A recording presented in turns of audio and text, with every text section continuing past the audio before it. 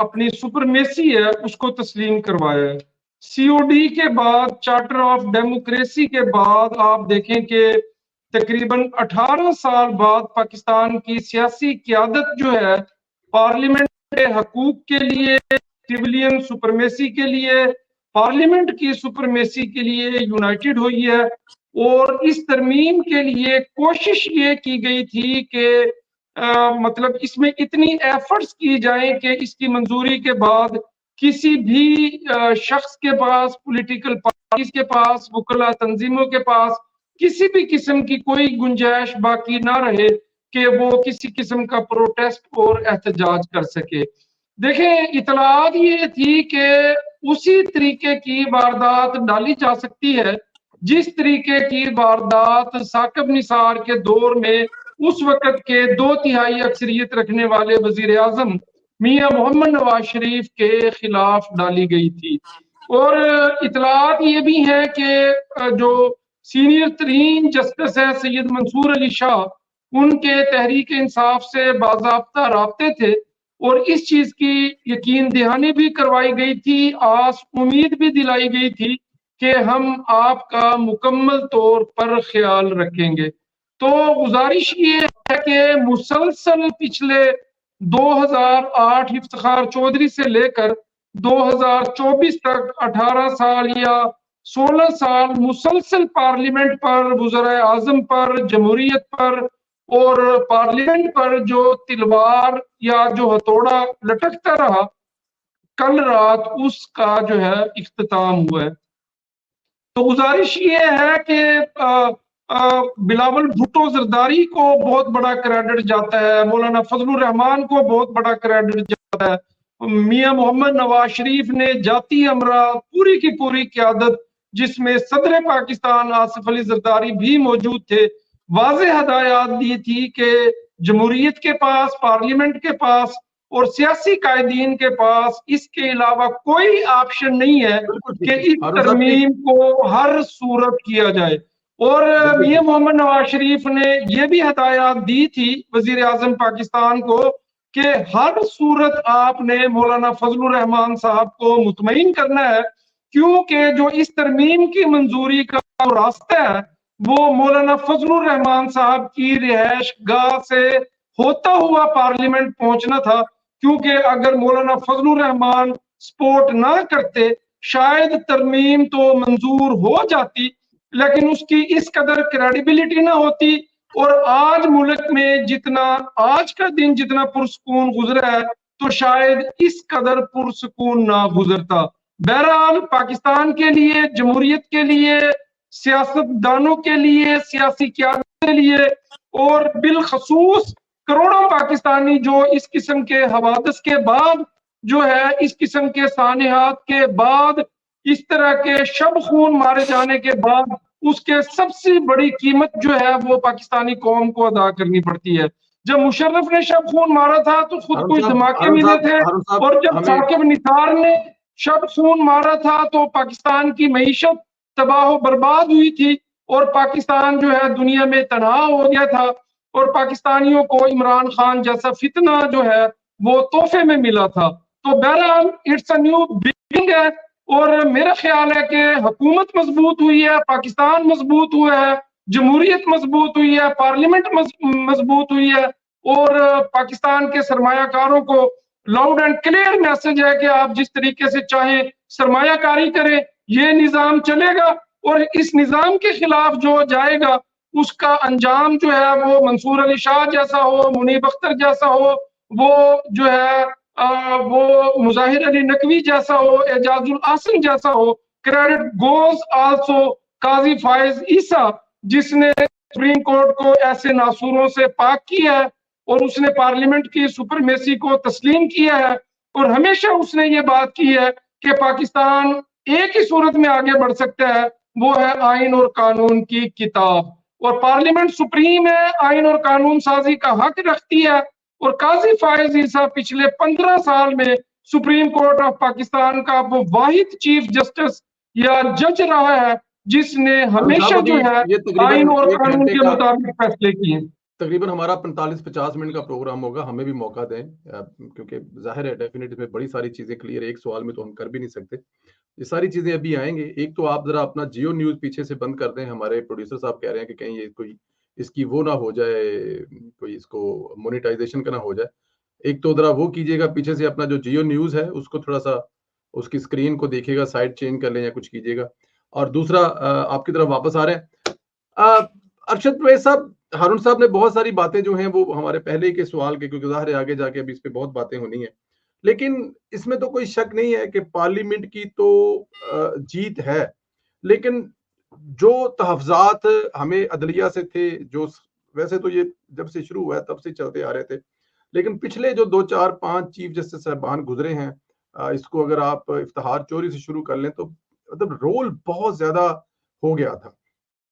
मतलब आपके मुल्क को लग ये रहा था कि अब, बल्कि ये मैं और आप भी कह रहे थे कि किसी दौर में फ़ौज इस मुल्क को चलाती थी। तो ऐसे नज़र आ रहा था कि फ़ौज नहीं, अब अदलिया ने ये टेक ओवर कर लिया। तो इसमें तो कोई शक नहीं है। हर जगह पे उनका आ गया था। लेकिन क्या इसकी इसकी आप समझते हैं कि ये आने वाले दिनों में अब जो एक आईनी बेंच बनेगा, जज तो वो भी यही होंगे ना, जज कोई डिफरेंट तो नहीं होंगे। तो क्या आने वाले वक़्त में आप समझते हैं कि ये रास्ता रुक गया है, कि ये हमारी सिर्फ़ खामख़याली है? या ये है कि थोड़ा-सा कम हो जाएगा, बेहतर हो जाएगा? तो साहब आपने बहुत इंटरेस्टिंग सवाल किया। ये सवाल जो है ना वो कल रात से ही खड़ा हो गया था और एक आम आदमी को ये बात जिनसे है ना अब समझ में आना शुरू हुई है। देखिए, हम वो लोग हैं कि जिन्होंने सबसे पहले बताया था कि मौलाना का राब्ता मियां मोहम्मद नवाज शरीफ से है और ये जो पहली दफा जो अटेम्प्ट थी ना उसको खत्म किया गया। 50 से ज्यादा तरमीम थी, उसको करते करते ये तकरीबन आप समझ लें कि 20 के करीब ले आए और वो तरमीम जो इस्टेब्लिशमेंट से मुतालिक थी उनको बिल्कुल निकाल दिया गया। ये बहुत बड़ी कामयाबी है। लेकिन जब मौलाना फजलुर रहमान ने दो तरफ खेलने की कोशिश की कि मैं इमरान खान को भी राजी कर लूं और उसकी आप जनाब और उनके जो आप कह लें कि ग्राउंड पर जाके खेलने की कोशिश की, तो बात यह है कि नियतों की मुराद उनसे है ना वो फिर मिल जाती है। तो मौलाना इतने ज्यादा मुतनाज़ा हुए हैं और पार्टी उनकी इस कदर डैमेज हुई है कि मालूम नहीं कि कल आने वाले दिनों में उनको किस सूरत हाल का सामना करना पड़े। लेकिन बहरहाल मियां मोहम्मद नवाज शरीफ की पॉलिटिक्स सुरखरू हुई है। जहां तक बात रही आपके इस आईनी बेंच की, सर आईनी बेंच है ही नहीं, उसका वजूद ही नहीं है। ये कुछ ऐसी जो है ना मौलाना ने अपनी तरफ से तीर चलाया कि किसी को कुछ समझ में नहीं आ रहा था। बंदे इनके पास पूरे थे लेकिन वो बाय हुक एंड लुक थे। अभी तो दो की बात आ रही है ना, इनके पास पूरे के पूरे बंदे थे और सब अपनी मर्जी से थे और इतनी बड़ी तादाद थी कि पीटीआई के अंदर जो आजाद जीते हुए हैं वो उनकी अक्सरियत वो ये कहती थी कि यार हमें सिर्फ और सिर्फ शेल्टर दो, हमसे जो मर्जी करवा लो, हम तंग पड़े हुए हैं यार इस शख्स से। ये बुलाता है और ऑर्डर करता है। इसको समझ में ये नहीं आती कि यार हम लोगों की जिंदगी है, हम लोगों की अपनी सियासत है, हम तुम्हारे साथ किसी वजह से जुड़ गए, अब जुड़ के हम फंस गए। ये बात रही। सर देखें, मैं इटली में मौजूद हूँ, आप हॉलैंड में मौजूद हैं। इटली में कॉन्स्टिट्यूशनल कोर्ट है। यहाँ पे एक मैटर डिस्कस हुआ और असेंबली के अंदर डिस्कस हुआ और वो ये था कि जिन लोगों का पॉलिटिकल असाइलम एक्सेप्ट हो जाता है उनको 10 साल के बाद जो है इटालियन पासपोर्ट मिल जाता है। तो क्यों ना 10 साल की बजाय उनको 5 साल में ही इटालियन पासपोर्ट दे दिया जाए। असेंबली ने मंजूर करने के बाद उसको कॉन्स्टिट्यूशनल कोर्ट में भेज दिया। अब वो कोर्ट डिसाइड करेगा कि ये आइन से टकराता तो नहीं और करके अपनी ओपिनियन जो है ना वो पार्लियामेंट को दोबारा भेज देगा। पार्लियामेंट उसको दोबारा जो है ना वो अगर समझेगी कि हाँ समझ में आता तो ठीक है, अदरवाइज वो ये कहेगी कॉन्स्टिट्यूशनल कोर्ट बताता है कि कितने टाइम के बाद लैंग्वेज और तमाम बैरियर्स कबूल होते हैं, लिहाजा हम इस कानून को जो है ना रिव्यू करें। ये होता है कॉन्स्टिट्यूशनल कोर्ट। अब ये जो बेंच बना दिया ना, तीतर ना बटेर ना लेना ना देना, वही लोग। तो ये मौलाना फजलुर रहमान की जो ये आखिर के अंदर ये जो आप उसको मैं मुनासिब लफ्ज ही बोलूंगा, जो उनकी चेंजिंग्स है ना सर, ये ना इसका सिर है ना पैर है। हाँ, एक काम हुआ जो पीएमएलएन ने बड़ी जांफशानी से किया, क्रेडिट गोज टू सारा का सारा पीपल्स पार्टी। मौलाना फजलुर रहमान हीरो बन गए, पीएमएलएन ने तमाम कुर्बानी दी, लेकिन उन्होंने कहा कि ये जो आने वाला जो एक अंधेरा साया है ना, इससे बचो, इस मिथ को तोड़ो के 15 साल के बाद मेरा बेटा और तुम्हारी बेटी का जो बेटा है वो जनाब यहाँ पे चीफ जस्टिस बनेगा आज जो हमारे बच्चे शादी कर रहे हैं उनसे जो औलादे पैदा होंगी 30 साल बाद वो जनाब यहाँ पे जस्टिस बनेंगी और 40 साल बाद वो यहाँ पे चीफ जस्टिस बनेंगी। इन्होंने इतना मैदान रख लिया था, यानी कि तमाम जो अंदर हदूद और कयूद तोड़ दिए थे जस्टिस साहिबान ने। तो मैं बात को यहाँ पे खत्म करता हूँ। अगले यानी कि 2-2 मिनट में हम बात करेंगे, 3-3 मिनट में, तो हमारे पास मौजूआत ज्यादा आ जाएंगे। तो ये बिल्कुल आपकी बात जो है ना जो है वो 100% दुरुस्त है। ये तीतर बटेर हुआ, लेकिन सिर्फ उस मिथ से बाहर निकले हैं जिसके अंदर 99% जो कुर्बानी है वो PMLN की है। सिरे जो मर्जी डाल ले, बिलावल डाल ले, मौलाना डाल ले। हाँ ठीक है अच्छा साहब, आपकी बात में एक हद तक ये बात ठीक है कि अगर जो एक होना चाहिए था वो नहीं हुआ, लेकिन इस वक्त जो वक्ती तौर पर आप इसको कह सकते हैं कि वक्ती तौर पर जो रिलीफ मिला है उसकी भी बहुत ज्यादा जरूरत थी। देखें एजेंसियों के पास भी बहुत सारा मवाद ऐसा है या बहुत सारी इंफॉर्मेशन या ऐसी चीजें हैं, सुनने में यही आ रहा है कि मंसूर अली शाह साहब जो हैं वो मतलब कि इसको आकर अपने जाहिर है कि उनकी चीजें चल रही थी, वो कुछ कर रहे थे, तो शायद वो इस चीज को रोकने के लिए कि मुल्क जो है वो मुतहम्मल एक्चुअली नहीं हो सकता। मैं नहीं समझता कि मौजूदा इस वक्त में जब आपकी बहुत सारी डायरेक्शन ठीक है, इंटरनेशनल अदारे आप कह रहे हैं कि आपकी मुल्क की मैशियत ठीक है, आपके साथ इन्वेस्ट करने के लिए फिर एक दफा, हालांकि मैं कहता हूं कि उन मुल्कों की हिम्मत है जो दोबारा फिर आपके साथ इन्वेस्टमेंट करने गएंगे, वो चाहे सऊदी अरब हो, चाहे वो चाइना हो, उनको सैल्यूट करना चाहिए। क्योंकि देखें वो बहुत दफा आए, उन्होंने बहुत दफा इन्वेस्टमेंट की, उनको हमेशा ही यहाँ से कुछ ना कुछ धचका मिला है, उनकी जानों, उनके लोगों की जानें ली गई हैं इस मुल्क में। ये कोई छोटी बात नहीं होती कि आप किसी मुल्क में मुसलसल जा रहे हैं और उस मुल्क की भलाई के लिए सुबह शाम लगे हुए हैं और आपकी जानें ली जा रही हैं। तो उसमें फिर ये जो 2016-17 वाला हारून साहब ने कहा ना, ये दोबारा वही खतरा था कि कहीं दोबारा ये सब कुछ ना हो जाए। तो वो जो वक्ती तौर पे हमें रिलीफ मिला है, मेरे ख्याल में हमें उसी को फिलहाल अभी फोकस करना चाहिए और अगले 2 दिन में जाहिर है जो चीजें हैं वो बेहतर सामने होकर आएंगी, क्योंकि अभी तक हमें नहीं पता। ये 3 की एक ऑप्शन जरूर है, हमारे दिमागों में यही बात बैठी हुई है कि जो तीसरे हैं ये अफरीदी साहब है वही बनने जा रहे हैं और उससे जो अगले हैं वो आईनी जो अभी बेंच है उसके बनने जा रहे हैं, लेकिन हमें अभी नहीं पता। हो सकता है किसी जगह पे आगे जाके हम ये भी सवाल करते हैं कि जरदारी अपना जो अली काजी फायजा साहब है अगले किसी फेज में वो भी वापस आ जाए, ये भी तो हो सकता है। तो 2-3 महीने की छुट्टी गुजारने के बाद वो वापस तशरीफ ले आए, उनको मना लिया जाए। फिलहाल ठीक है, आप अपने जो बात कर रहे हैं ना इसमें छोटा सा क्वेश्चन भी ले लें 2 मिनट का ना जी, आप भी टाइम दे। आपकी माशाल्लाह राब्ते ज्यादा मुसलसल हम देख रहे हैं कि जब इस आईनी तरमीम की इब्तिदा हुई तो पीपल्स पार्टी ने इस काम की इब्तिदा की और जरदारी साहब ने की। जब मामला फेलियर की तरफ गया, यानी कि मौलाना पीछे हटे जो पहली अटेम्प्ट थी, तो सारा मुद्दा डला PMLN के ऊपर और पीपल्स पार्टी ने कहा जनाब अब हम ये जिम्मेदारी उठा रहे हैं। तो पहले किसके पास थी? पहले भी इन्हीं के पास थी। जो ये सब कुछ हो रहा है एक तरीके से पोर्ट्रेट किया जा रहा है बिलावल जरदारी को, वो गए जी, वो आए जी, वो गए जी, वो गए जी। PMLN के जो एक्टिविटीज हैं वो बड़ी महदूद हैं, मां सिवाय डार साहब के और क्या कहते हैं शहबाज शरीफ साहब के। बाकी सारे जो ना बड़े बड़े तरीके से खेल रहे हैं। या आखिरी टाइम के अंदर मियां नवाज शरीफ ने काम किया कि इस वक्त को निकालो, किसी तरीके से उन लोगों से बचाओ और किसी बड़े बहरान से बचाओ पाकिस्तान को। आप क्या समझते हैं कि ये जो सियासत के पीछे सियासत हो रही है इसके पीछे है कौन, असल में कौन है? अच्छा सब देखें फिलहाल तो मेरे ख्याल में हमें इसी बात को एंजॉय करना जो वो हो गया है। देखें इसमें अगर बिलावल भुट्टो जरदारी क्रेडिट ले रहे हैं, शुरू करने का क्रेडिट ले रहे हैं, मुकम्मल करने का क्रेडिट ले रहे हैं, और अगर किसी जगह पे आकर इसका नाकाम होने की जिम्मेदारी नून लीग पर डाल रहे हैं तो ठीक है, वो तो सियासत कर रहे हैं, सियासी पार्टी है, सियासत तो करेगी ना सर, उनका ओढ़ना बिछोना ही सियासत है। बट मसला यहाँ पे है जो सामने वाली पार्टी है जो PMLN है वो क्या कर रही है बिलावल भुट्टो जरदारी के साथ है, या मतलब कि बिलावल भुट्टो जरदारी के अलावा कौन सा ऐसा लीडर है जो इस नहज पर इसके लिए भाग दौड़ कर रहा है या मतलब चीजें कर रहे हैं। मियां मोहम्मद नवाज शरीफ साहब है, वो बैक एंड पे अगर अगर कुछ कर रहे हैं तो well and good, otherwise Pakistan Muslim League Noon के पास हमें गिनती के चंद लोग नजर आते हैं जो मरकज में नजर आते हैं। इसाक डार साहब नजर आते हैं, उनके साथ अता तारड़ साहब नजर आते हैं, आजम नजीर साहब तारड़ आते हैं। इसके अलावा मुझे बताया कि PMLN के एहसन इकबाल साहब कहाँ हैं, हमें ख्वाजा आसफ साहब किसी जगह मुज़ाकराती कमेटी में क्यों नहीं है, ख्वाजा साद रफीक जिनको मास्टर कहा जाता है, ये इनका वो कहाँ है। तो इसका अगर आपने किसी जगह पे पीपल्स पार्टी को समझते हैं कि पीपल्स पार्टी एक्स्ट्रा कर रही है तो उनको जगह दी जा रही है, वो कर रही है।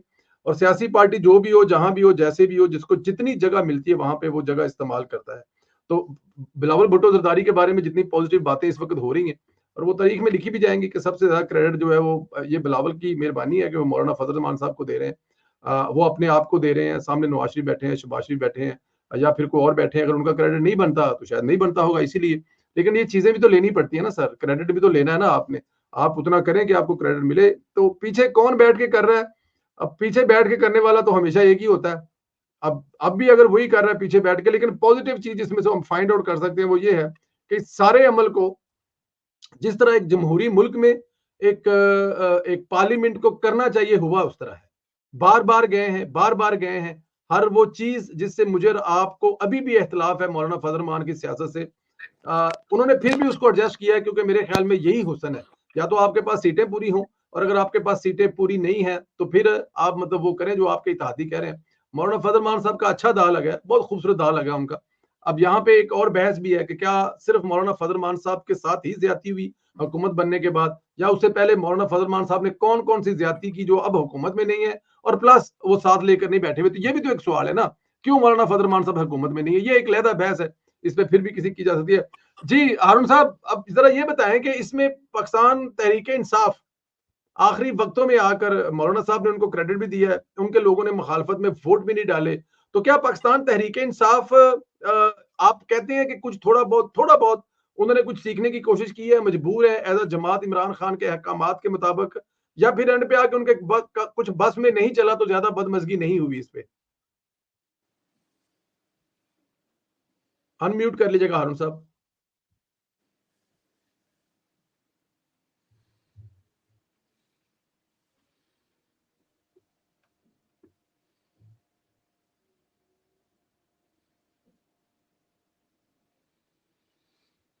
अरुण साहब आप एक दफा जो है ना जी जी जी जी एग्जिट लें और जी जी जी आगे आगे आगे आगे। संदेला साहब, जो देखें आप, तहरीक इंसाफ का जो मामला है उसमें सबसे बड़ी जो वो पार्टी आज तक सरवाइव कर रही है, या तमाम तर इंतशार हथकंडों के बावजूद, रियासत पर चढ़ाई के बावजूद, 9 मई के बावजूद, संधेला साहब उसकी सर्वाइवल के पीछे जो सबसे बड़ी असल चीज थी वो थी उसको अदालती सहूलतकारी।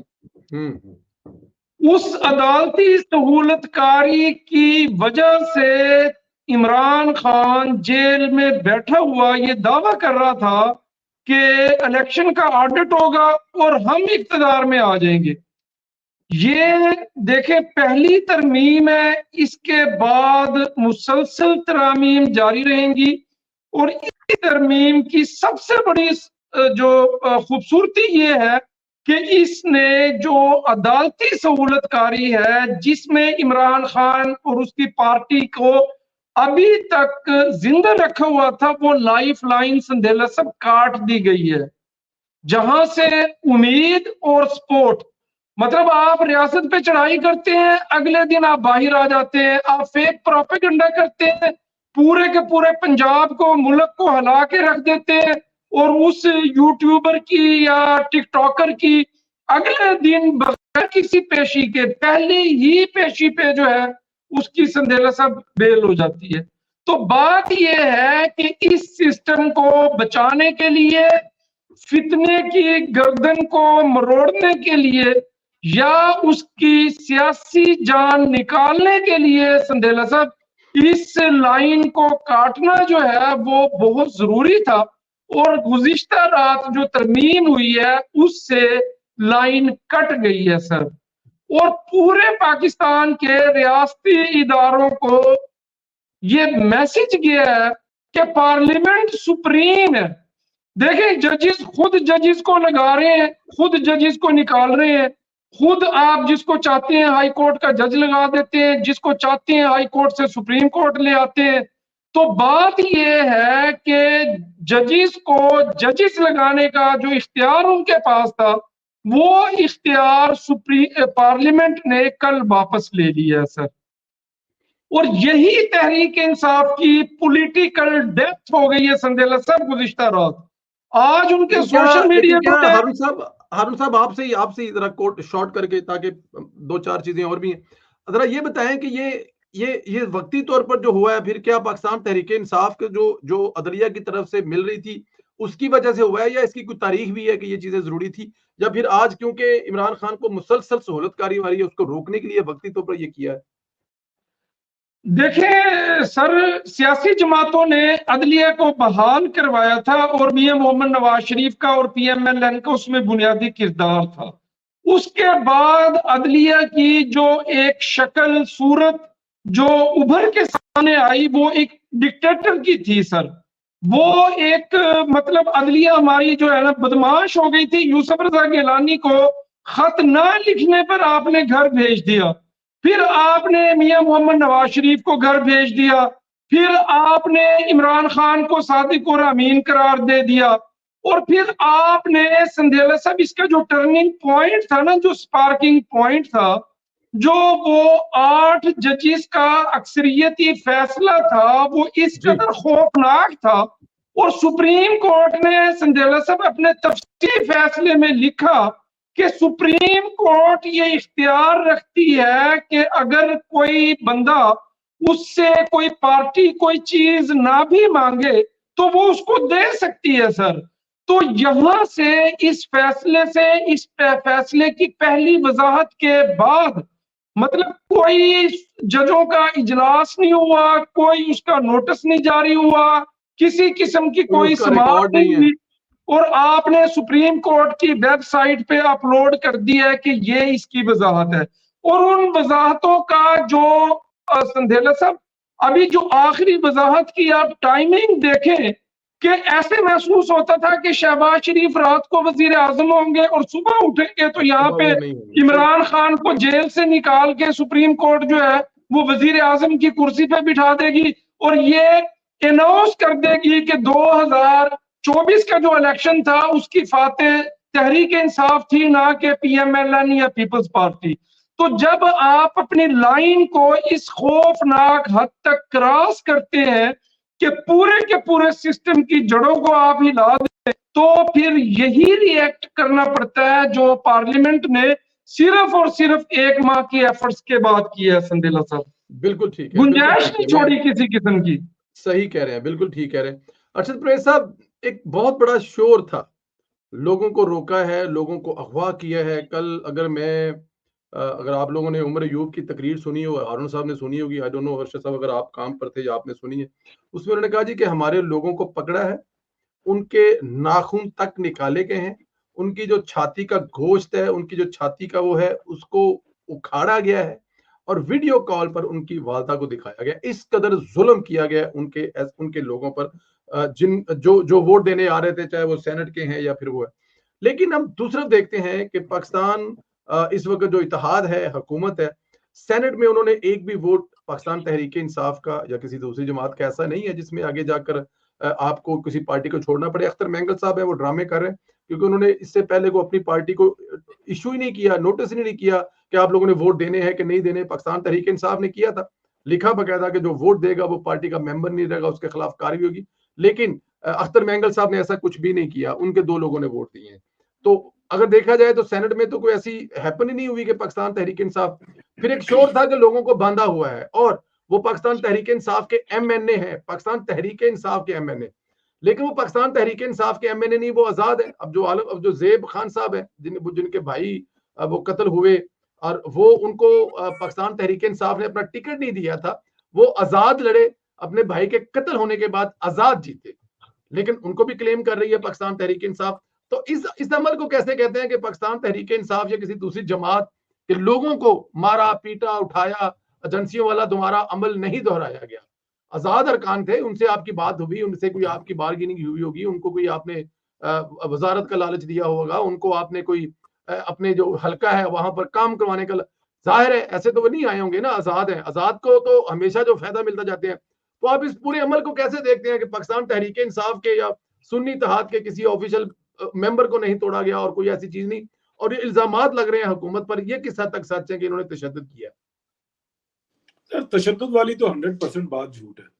और देखें, आपके प्रोग्राम में हसन अयूब साहब ने बहुत पहले बहुत कुछ बता दिया था और वो बाद में फिर दुरुस्त साबित हुआ।